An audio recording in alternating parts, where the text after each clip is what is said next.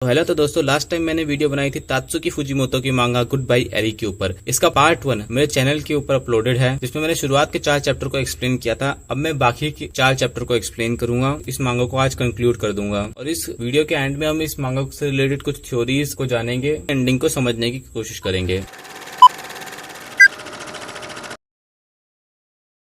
दोस्तों, आगे हमें दिखाया जाता है यूता अपने डैड से पूछ रहा होता है, आप जब मेरे बारे में सोचते हैं तो आपके दिमाग में सबसे पहली बात क्या आती है? तो उसके डैड कहते हैं, मेरे ख्याल से मूवीज। मैं जब तुम्हारे बारे में सोचता हूँ तो सिर्फ मेरे दिमाग में मूवीज ही याद आती है। और फिर यूता पूछता है, अच्छा जब आप मेरी मूवीज के बारे में सोचते हैं तो आपके दिमाग में क्या आता है? तो बोलते हैं, तो उसके डैड बोलते हैं, टाइप एक्सप्लोजन। जब से तुम छोटे थे तब से तुम फैंटेसी का एलिमेंट हर चीज में जोड़ते थे। तो यूता पूछता है, फैंटेसी? हाँ, जब किंडरगार्टन में तुमने मेरी ड्राइंग बनाई थी तो तुमने मुझे एक ड्रैगन फेस दिया था, और जब हम फैमिली के साथ जू में गए थे तो फिर हम सारे टाइम जिराफ से बात कर रहे थे। अगले कुछ पैनल्स में हम देखते हैं यूता एरी को अपनी कहानी सुना रहा होता है। तो बताता है कि प्रोटैगनिस्ट की मॉम ने उसे एक फोन खरीद के दिया। उसकी मॉम ने कहा कि मैं बीमार हूँ और मैं मरने वाली हूँ, तुम्हें मुझे मेरी आखिरी सांसों तक रिकॉर्ड करना है। तो आखिर में वो अपनी माँ की डेथ को रिकॉर्ड नहीं कर पाता और फिर उसके बाद वो एक बेकार सी मूवी बनाता है जिसकी वजह से उसका मजाक बनता है। तो फिर उसके बाद एरी कहती है, क्या सेम मूवी नहीं है जो तुमने लास्ट टाइम बनाई थी? फिर वो आगे कहानी सुनाता है। वो अपनी जान दे देगा हॉस्पिटल की छत से कूद के, और छत से कूदने जाता है तो उसे एक वेम्पायर लड़की मिलती है। वो वेम्पायर लड़की उसे अगवा करके एक बिल्डिंग में ले जाती है। जब वो सोचता है कि वो उसका खून चूसने वाली है तो उसे वो बहुत सारी मूवीज दिखाती है। वेम्पायर उसे ऑर्डर करती है कि वो एक मूवी बनाए और एक प्लॉट बनाते हैं। अब वो बताता है, हमारे प्रोटैगनिस्ट, उसका दुख ये नहीं है कि उसने एक बेकार सी मूवी बनाई जिसका बहुत ज्यादा मजाक बना, लेकिन उसका दुख ये है कि अपनी माँ की डेथ को रिकॉर्ड नहीं कर पाया। और सच तो ये है कि उसे इस बात का हमेशा रिग्रेट है, जिसकी वजह से वो हमेशा भागता रहा है। अब जो वेम्पायर है उसके पास भी ज्यादा लाइफ नहीं बची है, बहुत साल जी है, उसने बहुत साल जिंदगी गुजारी है, लेकिन अब वो बीमारी से मरने वाली है। इतने साल जीने के बाद भी उसे डर है कि वो भुला दी जाएगी, इसलिए वो चाहती है कि उसकी कोई मूवी बनाए। इसके लिए वो अपने प्रोटैगनिस्ट को चूज करती है। जैसे जैसे वो मूवी शूट करते रहते हैं, प्रोटैगनिस्ट और वेम्पायर को एक दूसरे से प्यार हो जाता है, लेकिन वेम्पायर जो है दिन पे दिन कमजोर होने लगती है और आखिर में वो वेम्पायर की डेथ को रिकॉर्ड कर लेता है और उनकी लव स्टोरी जो है खत्म हो जाती है। और वो डेथ सीन जो वो अपनी मदर के लिए रिकॉर्ड नहीं कर पाया, वो उसने उस वेम्पायर के लिए रिकॉर्ड कर दिया और अपने रिग्रेट को खत्म कर दिया और कहानी खत्म होती है। उसने बोला, कहानी तो अच्छी है और ये थोड़ी सेमी ऑटोबायोग्राफिकल टाइप भी है, और उसके पास लास्ट ईयर की कुछ फुटेजेस भी पड़ी है जिसमें अनस्क्रिप्टेड अनएक्टेड लाइंस हैं। तो फिर एरी कहती है, अगर थोड़ी और डिटेल के साथ इस कहानी को लिखा जाए तो फिर अच्छा खासा स्क्रीन प्ले लिखा जा सकता है। तो यूता कहता है, स्क्रीन प्ले लिखने से पहले क्या तुम मेरे डैड से एक बार मिलोगे? डैड को बहुत बात करने की आदत है। तो रात के डिनर के लिए एरी वहाँ पे आती है। हमें कुछ फ्रेम सिर्फ शांति से दिखाए जाते हैं उनके मूवमेंट्स, जैसे कोई वीडियो ही चल रही हो। कुछ देर की शांति के बाद यूता के डैड बोलते हैं, मैं शानदार डिनर को खराब कर दूंगा, लेकिन यूता के फादर होने के नाते मैं तुमसे कुछ बात करना चाहता हूँ। एरी, तुम यूता को मूवी बनाने के लिए उत्साह मत। यूता बोलता है, डैड आप क्या कर रहे हैं? उसके बाद एरी कहती है, उनको बोलने दो। एरी, मुझे पता है यूता को अपनी माँ की गुजर जाने का बहुत ज्यादा दुख हुआ था। जब से वो तुमसे मिला वो ठीक होने लगा, मैं उसके लिए तुम्हें शुक्रिया नहीं कर पाऊंगा, लेकिन जो तुम मूवी उसे बनाने के लिए पुश कर रही हो उसकी वजह से उसका दुख बढ़ जाएगा और शायद इस बार वो वापस ठीक भी ना हो पाए। मैं खुद एक क्रिएटर रह चुका हूँ, मुझे पता है जब तुम कुछ काम करते हो, जब तुम कुछ बनाते हो और तुम उसमें कॉन्फिडेंट होते हो, लेकिन दूसरे उसका मजाक उड़ाते हैं, उसे खेलने की चीज की तरह ट्रीट करते हैं, तो कैसा लगता है? ये काम करना मैंने चूज किया है। उसके डैड बोलते हैं, यूता चुप हो जाओ। यूता के डैड कहते हैं एरी से कि मैं नहीं चाहता तुम यूता के पास फिर कभी आओ, तुमने सुना, बाहर निकल जाओ इस घर से, तुम मेरी फैमिली को अकेला छोड़ दो। मैंने अपनी वाइफ से प्रॉमिस किया था कि मैं यूता को प्रोटेक्ट करूंगा, मैं तुमसे भीख मांगता हूँ कि यहाँ से चली जाओ। और फिर उसके बाद एरी कहती है, कट। और ये रिवील होता है कि मूवी का सीन शूट हो रहा था। यूता के डैड बोलते हैं उन्होंने भी थिएटर किया है तो उन्हें थोड़ी एक्टिंग आती है। एरी कहती है यूता के डैड से, क्या आप श्योर है कि आप यूता को ये मूवी शूट करने देंगे? अब यूता के डैड एरी को फिर से थैंक यू बोलते हैं यूता के साथ बहुत सारा टाइम बिताने के लिए।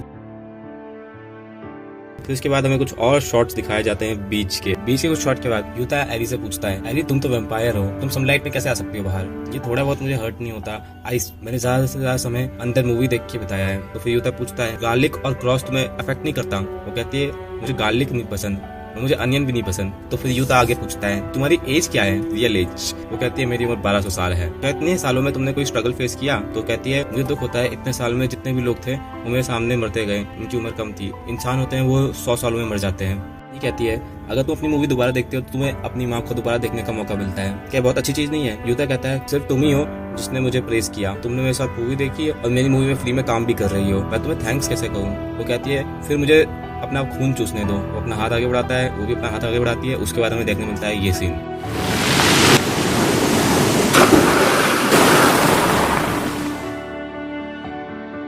उसके बाद एरी को तोदामी हॉस्पिटल में ले जाया जाता है। उसके बाद यूता कहता है मैं तुमसे मिलने आया हूँ। एरी कहती है क्या तुम रिकॉर्ड कर रहे हो? फिर हमें दिखाया जाता है कि एरी की तबीयत भी बहुत खराब है। उसके बाद एरी कहती है ये एक ऐसी बीमारी है जिसमें तुम बेहतर नहीं होते हो। वो कहती है मुझे लगा था कि मेरे पास और टाइम है, पर मुझे कहीं ना कहीं पता था। फिर वो बताती है कि यूता की मूवी में वो उसकी मॉम से ज्यादा रिलेट करती है। एरी कहती है एक मूवी में तुम हमेशा जिंदा रह सकते हो। फिर वो बिल्कुल वैसे ही उसकी मॉम की तरह रिक्वेस्ट करती है आई हैव अ रिक्वेस्ट, इस मूवी के प्लॉट की तरह ही तुम मेरी मौत तक मुझे शूट करोगे, क्या तुम करोगे? एरी कहती है यूता इस बात से हैरान जाता है तुम मुझे ऐसा करने को कैसे कर सकती हो? तो फिर एरी कहती है तो मैं किसको बोलूंगी ये सब करने को? फिर यूता वापस भागता है और वो भागते भागते अपने घर पहुंचता है। फिर यूता के डैड की आवाज आती है। यूता के डैड कहते हैं मैंने सुना एरी के बारे में, क्या तुम अब स्कूल नहीं जाओगे? यूता कहता है मुझे अकेले छोड़ दो।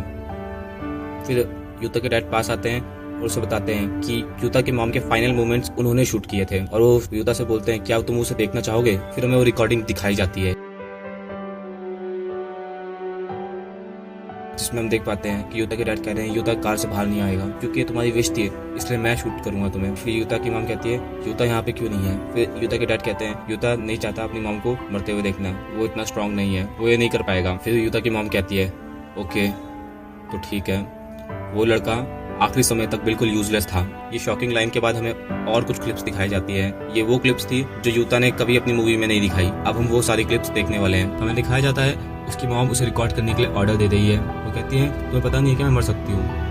और फिर उसके बाद एक फ्रेम में दिखाया जाता है कि वो कह रही है इस फ्रेम में मैं अगली लग रही हूँ, क्या तुम चाहते हो दूसरे मेरी बदसूरती को देख के मेरा मजाक उड़ाए? फिर एक फ्रेम में वो कहती है कि कैट्स को शूट करने का कोई मतलब नहीं है, क्या तुम बेवकूफ हो? फिर एक फ्रेम में कहती है तुम मेरे बताए हुए तरीके से शूट क्यों नहीं कर रहे हो? तुम्हें पता है ना कि ये फोन जो है मेरे पैसों से आया है। फिर यूता के डैड बताते हैं तुम्हें याद है ना कि तुम्हारी माँ टीवी प्रोड्यूसर थी, उसने प्लान किया था कि वो अपनी बीमारी से रिकवर होने की डॉक्यूमेंट्री बनाएगी। क्योंकि मैं उस टाइम बहुत सारे काम पे लगा हुआ था, इसलिए उन्होंने तुम्हें चूज किया ये रिकॉर्ड करने के लिए। तो वो कहते हैं बेटा मुझे पता था कि वो जो तुम्हारे साथ कर रही है वो बहुत गलत है। मैंने ऐसा माना कि मैंने ऐसा कुछ देखा ही नहीं और मैं अपनी जिम्मेदारी से भागा। मैंने ऐसा एक्ट किया कि सब कुछ ठीक है, मुझे माफ कर दो। इसलिए जब मैंने तुम्हारी मूवी देखी तो मैं बिल्कुल शॉक था। तुम्हारी मूवी में तुम्हारी मॉम बहुत अच्छी दिख रही थी, उसके बारे में अच्छी चीजें देख पा रहा था। तो यूता बोलता है कि जब मॉम खराब मूड में होती थी तो मुझसे बात नहीं करती थी और उन्होंने मुझे कभी भी प्रेज नहीं किया किसी चीज के लिए। मैं चाहता था कि उनकी मेमोरी अच्छी हो। यूता के डैड बोलते हैं यूता तुम्हारे पास पावर है कि तुम दूसरों को कैसे याद रख सकते हो, ये एक अच्छी चीज है। शायद एरी भी तुमसे यही चाहती है कि वो कैसे याद रखी जाए। फिर हमें कुछ फ्रेम्स दिखाए जाते हैं। एरी जो है डिस्चार्ज हो चुकी है। फिर वो दोबारा मूवी देखना चालू करते हैं। फिर यूता क्या इस पॉइंट से मैं तुम्हारे हर मूव को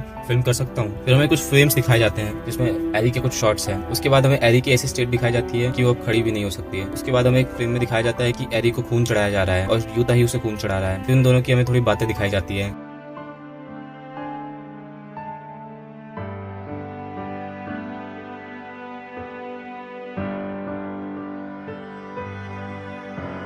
उसके बाद एरी बोलती है काश मैं तुम्हारी पूरी मूवी देख पाती। तो यूता कहता है तुम देख सकती है कुछ पार्ट, मैं इसकी एडिटिंग कर रहा हूँ। फिर एरी कहती है मुझे फिनिश प्रोडक्ट देखना है। वो कहता है अच्छा। फिर आगे हम देख पाते हैं यूता उससे पूछता है कि एरी तुम इससे कैसी मूवी बनाना चाहती हो? एरी कहती है वैसे ही जैसे मैंने तुम्हें पहले बताया था। यूता कहता है तुम दोबारा बता सकती हो? तो एरी कहती है ऐसी मूवी जो उन्हें रोने पे मजबूर कर दे।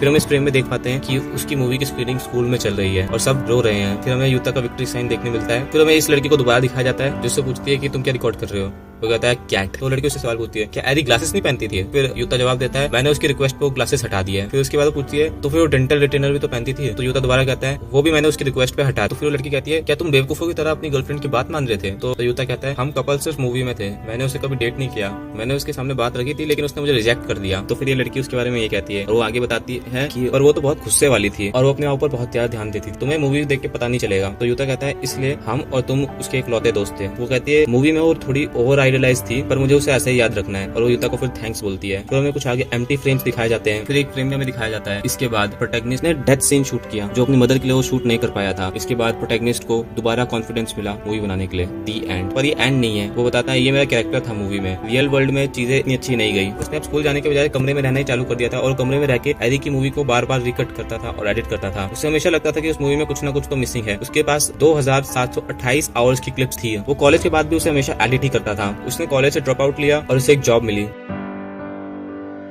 वहाँ पे वो एक औरत से मिला जिससे उसने शादी करी और उसकी एक बेटी भी थी, पर उसके बाद भी लेकिन फिर उसके बाद भी वो मूवी को एडिट करता ही रहा। अब वो मूवी कहीं दिखाई नहीं जानी थी, फिर भी उसे कट करता रहा। ऐसा नहीं है कि वो अपनी फैमिली से खुश नहीं था, सोचता है कि काश वो दिन हमेशा के लिए रहते जब तक वो मर ना जाए, तो उसकी एक हैप्पी लाइफ होती। फिर हम उसके अगले फ्रेम में देख पाते हैं कि अब यूता बहुत बड़ा हो चुका है। वो बोलता है उस दिन मैं गाड़ी चला रहा था, उस दिन गाड़ी में मेरी वाइफ, मेरी बेटी और मेरे पिता थे, वो ड्राइव कर रहा था। फिर अचानक से आंखों के सामने अंधेरा छा गया, जैसे कि टीवी किसी ने बंद कर दिया हो। और अगली चीज जो उसे याद थी वो थी हॉस्पिटल की सीलिंग। फिर मुझे बाद में बताया गया कि हमारी गाड़ी के सामने एक एक्सीडेंट हुआ था और हमारी गाड़ी भी उसमें फंस गई। उस एक्सीडेंट पे सिर्फ मैं ही सर्वाइव कर पाया, मेरे को प्रोसेस करने का टाइम नहीं मिला। ये बिल्कुल ऐसा था जैसे मूवी का कोई शॉकिंग और ट्रेजेडिक सीन देख रहे हो। मेरे अंदर एक प्रॉब्लम है कि मैं हमेशा किसी भी इंसिडेंट को आउटसाइड पर्सपेक्टिव से देखता हूँ। ये हमेशा से ऐसे ही था। मैंने अपनी माँ की डेथ एरी को सिर्फ कैमरा के थ्रू ही देखा है। मैं सिर्फ सच को कैमरा के पीछे से ही देख सकता हूँ। ये हाई स्कूल में भी सेम ही था जब मैंने अपनी जान देने का ख्याल रखा। एज अ रिजल्ट कि अब मेरे पास अब इतनी हिम्मत नहीं है कि मैं किसी और की डेथ को देख पाऊँ। मैं उस जगह मरूंगा जहाँ मेरी यादें रहती है। दी एंड। फिर हमें दिखाते हैं कि यूता वापस से उसी जगह, उसी अबॉन्डेड बिल्डिंग में जा रहा है जहाँ पे वो मूवीज देखा करता था एरी के साथ। हमें वो बिल्डिंग को दोबारा दिखाया जाता है, एक फ्रेम को दोबारा दिखाया जाता है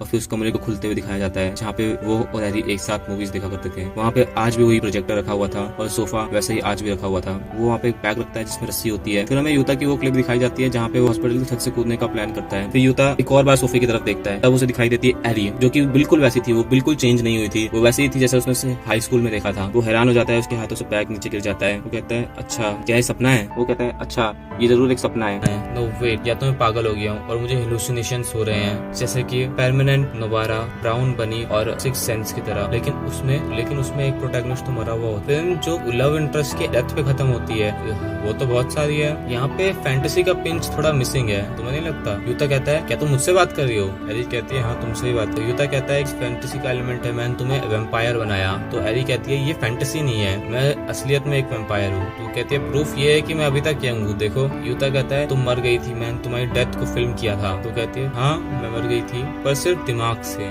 एरी कहती है ह्यूमन ब्रेन के पास लिमिटेड स्टोरेज है, बिल्कुल एक हार्ड ड्राइव की तरह, जैसे कि एरी इस मूवी में है। 2000 साल की जिंदगी के बाद ह्यूमन का ब्रेन जो है पूरा फेल हो जाता है और फट जाता है, उसके बाद वो मर जाते हैं। पर मैं असली में एक वेम्पायर हूँ, ह्यूमन नहीं। जब तक मेरा दिल धड़क रहा है मैं नहीं मरूंगी। वो अपनी मौत के 3 दिन बाद रिवाइव हो गई, लेकिन उसकी सारी मेमोरी जा चुकी थी। वो कहती है कि लास्ट एरी ने उसके लिए एक लेटर छोड़ा है जिसमें इंस्ट्रक्शन दी गई है कि उसे कैसे रहना है। तो कहती है कि मेरी सारी मेमोरीज जा चुकी है, तो मेरे को एक नई जिंदगी चालू करनी है और ये अब तक बहुत बार हो चुका है। तो यूता कहता है ये किसी मूवी की स्टोरी की तरह है। तो फिर एरी कहती है लेकिन इस बार मेरे पास सिर्फ लेटर से बढ़ के भी कुछ है, मेरे पास ये वीडियोस है जो कि लास्ट एरी ने छोड़ी है। अब मुझे इस वीडियोस के थ्रू पता चलेगा कि लास्ट एरी कैसी थी। अब यूता उससे सवाल पूछता है क्या तुम्हें चलेगा तुम्हारे आसपास जितने भी लोग होंगे, तुम्हारे आसपास जितने भी तुम्हारे चाहने वाले होंगे, वो तुम्हारे सामने मरेंगे, तुम्हारे पेरेंट्स जिसे तुम पसंद करती हो या फिर तुम्हारे फ्रेंड, वो सब तुम्हें उन सबको मरते हुए देखना होगा। क्या ये सब देख के तुम्हें दुख नहीं होगा? लास्ट एरी को शायद ऐसा ही दुख हुआ होगा, लेकिन मेरे पास ये मूवी है, मैं इस मूवी की वजह से तुम्हें हमेशा देख, लेकिन मैं वापस याद कर सकती हूँ बार बार। क्या बहुत सुंदर नहीं है? यूता कहता है हाँ है। तो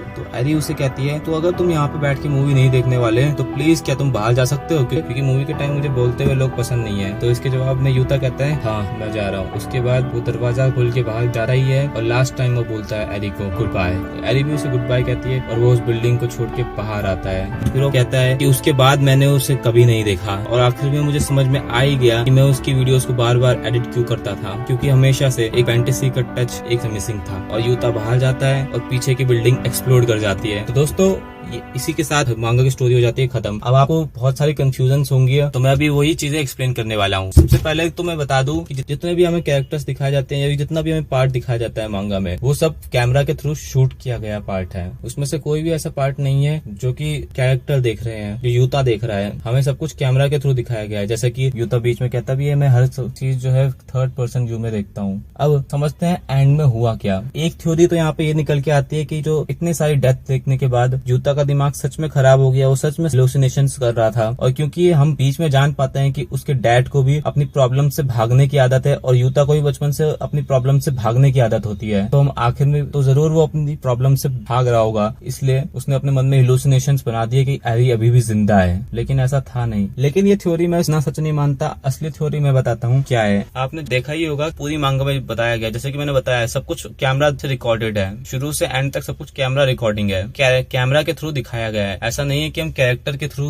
चीजों को जान रहे हैं, हम कैमरा के थ्रू जान रहे हैं। तो इसका मतलब ये है, जैसे कि मांगा में कैरेक्टर्स को लेकर 2 बार ट्विस्ट आता है। पहली बार जब यूता की मॉम के बारे में बताया जाता है कि यूता की मॉम ऐसी बिल्कुल नहीं थी जैसा कि फर्स्ट मूवी में दिखाया गया, और दूसरी बार एरी के बारे में बताया जाता है कि एरी भी वैसी नहीं थी जैसा कि मूवी में दिखाया गया। वो तो यूता ने अपनी क्रिएटिव लिबर्टी के थ्रू चूज किया कि उन्हें कैसे याद किया जाना चाहिए। जहाँ तक थ्योरी की बात है वो ये है कि जितना भी हमने अभी तक देखा वो सब एक मूवी का पार्ट था, जो कि यूता के स्कूल में अभी स्क्रीनिंग कराई जाएगी। क्योंकि सोचने वाली बात है कि सब कुछ होने के बाद भी यूता किससे बात कर रहा है, वो जितने भी मैसेज रिकॉर्ड करता है उसका क्या मतलब था, वो रिकॉर्ड करके क्या करता। तो दोस्तों इसका जवाब है कि ये जितना भी हमने एंड में देखा वो भी एक मूवी ही थी। जैसे कि जितना हमने फर्स्ट चैप्टर में देखा, वो सब एक मूवी का पार्ट ही थे जो कि उसके स्कूल में स्क्रीनिंग कराई जा रही थी। तो मेरी थ्योरी के हिसाब से जितना भी पहले से 8वें चैप्टर में हुआ वो भी एक मूवी का पार्ट ही थी, इसलिए लास्ट में जो बिल्डिंग है वो भी एक्सप्लोड कर जाती है। तो दोस्तों अगर आपको एक्सप्लेनेशन समझना आई हो तो फिर एक बार कमेंट कर देना। और दोस्त मेरी बारी है आपसे कुछ मांगने की। तो दोस्तों मैं आपसे एक ऐसी चीज मांगना चाहता हूँ जो होती सबके पास है पर देता कोई नहीं, वो है सपोर्ट। तो दोस्तों मुझे आपका सपोर्ट चाहिए। मेरे चैनल में जितनी वीडियोस है मेरे अलावा कोई नहीं देखता। तो दोस्तों अगर आपको ये वीडियो पसंद आई तो बाकी वीडियोस भी जाके देखो,